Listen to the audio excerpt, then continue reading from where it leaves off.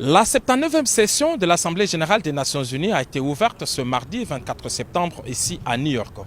Pendant 5 jours, du 22 au 27 septembre, près de 200 dirigeants du monde entier vont défiler devant la tribune pour présenter leurs priorités et échanger sur les défis mondiaux afin de faire progresser la paix, la sécurité et le développement durable. Cette année, les échanges portent sur les thèmes de ne laisser personne à côté, agir ensemble pour la paix, le développement durable et la dignité humaine de générations présentes et futures. La question des inégalités dans le monde et de la réforme du Conseil de sécurité sera au centre du débat général ouvert ce mardi. Dans son discours d'ouverture, le secrétaire général de l'ONU, Antonio Guterres, a donné les temps pour lui. Un changement s'impose. Les inégalités mondiales se reflètent et se renforcent jusque dans nos propres organisations internationales.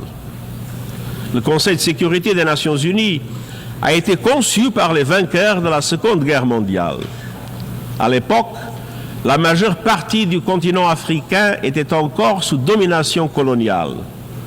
À ce jour, l'Afrique n'a toujours aucun siège permanent au sein de la principale instance de paix du monde. Un changement s'impose.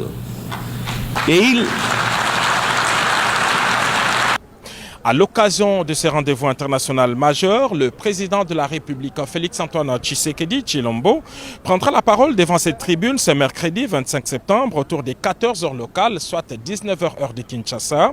En plus des défis mondiaux sans précédent, cette grand-messe diplomatique est l'occasion pour le numéro 1 de la RDC de réaffirmer son engagement en faveur d'un multilatéralisme fort et efficace.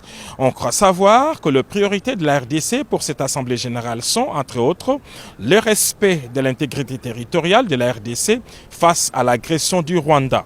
Nous pensons aussi que le président de la République, Félix-Antoine Tshisekedi Tshilombo, ne manquera pas de demander des sanctions contre le Rwanda pour son agression avérée et son pillage des ressources naturelles congolaises. C'est aussi l'occasion pour le président de la RDC de demander l'appui d'autres États pour le poste de membre permanent du Conseil de sécurité avec plein pouvoir.